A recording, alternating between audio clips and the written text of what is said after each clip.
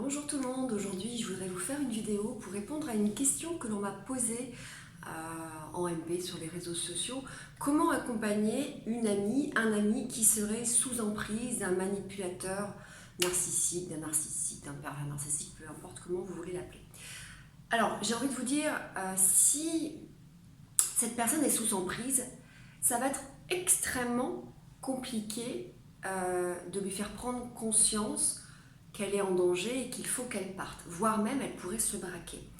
Il faut comprendre que bien souvent dans la phase de démarrage de relation qu'on appelle le love bombing, la lune de miel, euh, tout est fait pour que la victime, la personne en fait, pense être avec l'être, le prince charmant, l'être idéal, celui ou celle qui comble tous ses besoins, ses manques affectifs, qui le comprend, qui l'écoute, qui lui donne de la présence, qui l'encourage, qui le valorise.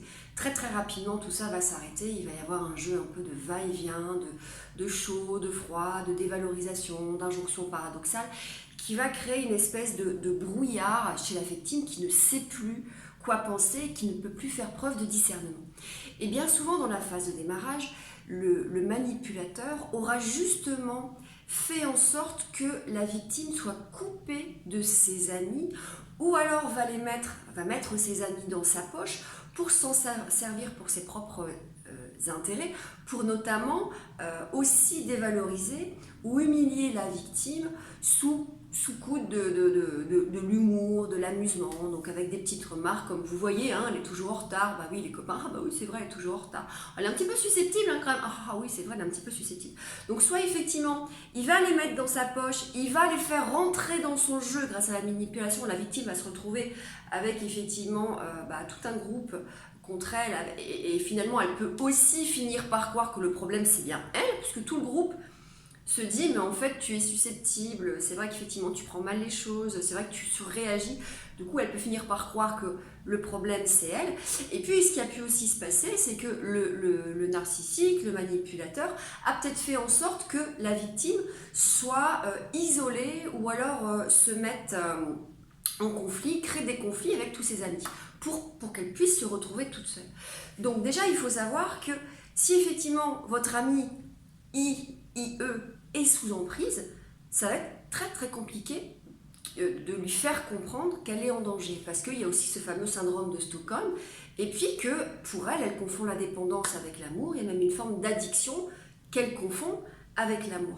Il faut donc y aller avec beaucoup de prudence. Déjà la première chose, c'est de la croire si elle commence à vous dire qu'il se passe des choses bizarres, parce qu'effectivement souvent le manipulateur narcissique a une super image à l'extérieur, il va être charismatique, il va être drôle. Quand il va y avoir du monde, il peut aussi parfois être très attentionné envers la victime, même si sous le coup de l'humour, il peut un petit peu la taquiner, mais il peut être très attentionné. Donc les amis, quand à un moment donné, la victime commence à parler, elle commence à voir des choses et parler, potentiellement les amis peuvent ne pas la croire et dire oh, « tu exagères ». Tu crois vraiment que ça vaut le coup de le quitter parce qu'il te fait des petites taquineries comme ça? Et en fait, du coup, elle ne se sent pas écoutée, ce qui va l'amener à une forme d'isolement.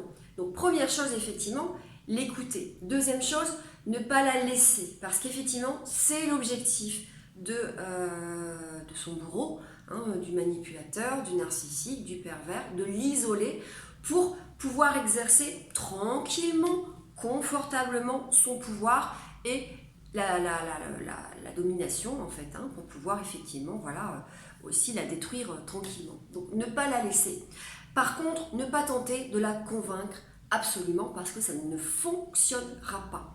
Si vous lui dites tu es avec un salaud, si vous avez vu clair peut-être dans le jeu, si vous connaissez bien votre amie et que vous la voyez qui change, son mode vestimentaire commence à changer, vous la voyez plus aussi souvent, elle refuse les invitations, le maquillage a changé, elle vous semble terne, un peu sur le qui-vive, voilà, donc vous connaissez bien votre amie, vous voyez effectivement qu'elle commence à changer, peut-être que vous avez vu clair dans ce qui est en train de se passer, et peut-être que vous avez envie de lui dire attention, stop, quitte-le, il est néfaste pour toi, il est toxique pour toi. Ce qui risque de se passer, c'est qu'elle va vous fermer la porte et vous dire ciao, au revoir, tu ne comprends pas, tu ne me reverras plus, et d'ailleurs c'est toi qui es jalouse, etc. etc. Pourquoi? Parce qu'elle est sous emprise. Donc il faut y aller vraiment, vraiment douceur. Je sais que moi, quand j'ai effectivement des personnes qui font hommes ou femmes qui font l'effort de venir, qui sont encore sous emprise. Et en fait, ils sont sous emprise, mais justement, ils veulent savoir s'ils sont ou pas, et ils sont encore dans cette forme d'addiction. J'essaie d'y aller en douceur, j'essaie de faire prendre conscience de tout ce qui est vécu et que ce qui est vécu n'est pas normal.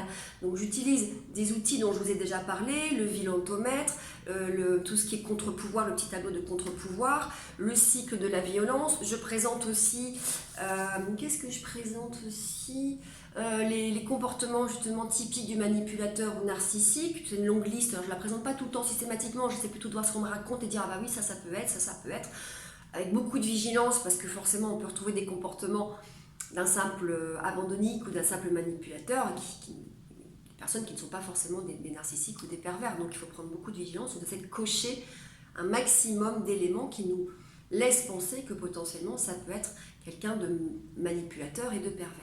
Donc soyez très très précautionneux. Peut-être que vous pouvez déjà simplement faire preuve de présence, être à l'écoute, et puis de manière un peu, on va dire, je veux dire un peu en nous voyant finalement, voilà, de dire tiens j'ai entendu te parler de ça, c'est marrant, ça m'a fait penser à toi, ou tiens j'ai vu une vidéo, c'est marrant, ça ressemble un petit peu à ce que tu vis, est-ce que tu pourrais regarder ça? Voilà, on essaie de semer des petites graines, c'est ce que moi je tente de faire, semer des petites graines, et croyez-moi, j'ai pu moi aussi faire des erreurs par le passé où j'ai parfois voulu aller trop vite, et puis voilà, la dame n'est pas venue me revoir, elle est revenue après, bien longtemps après. Mais voilà, il faut semer des petites graines, vraiment avec parcimonie, avec douceur, avec compréhension. La prise de conscience doit se faire par la victime. Et ce n'est pas à vous de dire tu es la victime d'un pervers narcissique. Elle doit le comprendre par elle-même et elle doit prendre sa décision par elle-même. Voilà, donc je n'ai pas forcément d'autres choses à vous dire parce qu'effectivement, quand une victime est sous emprise, c'est très compliqué de l'accompagner. Et donc, présence, ne la quittez pas. Soyez à ses côtés, essayez de demander quand même toujours des nouvelles. C'est pas parce qu'elle coupe le contact qu'il faut couper le contact avec elle. Au contraire, peut-être c'est ce que son bourreau souhaite faire. L'écoute, ne dévalorisez pas effectivement ses plaintes si elle commence à vous livrer des choses. Parce qu'effectivement, entre ce que vous voyez et peut-être ce qui se passe à la maison, il y a un vrai décalage. Et enfin, on n'essaie pas de jouer, de dire tu n'es pas heureuse, tu dois partir. Elle ne vous écoutera pas et au contraire, elle risque de vous repousser. Donc on y va en douceur, en douceur, en douceur. On sème des petites graines à travers des vidéos, à travers des lectures.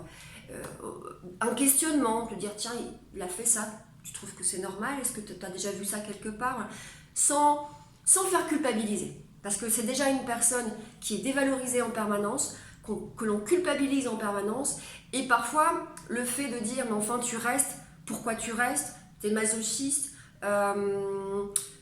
tu vois bien que c'est violent, c'est encore une nouvelle forme de culpabilisation qui est totalement destructeur en fait pour la personne qui est sous cette emprise. Voilà, je vais m'arrêter là, 8 minutes. J'espère que cette vidéo vous aura été utile et je vous dis à très bientôt. Prenez soin de vous.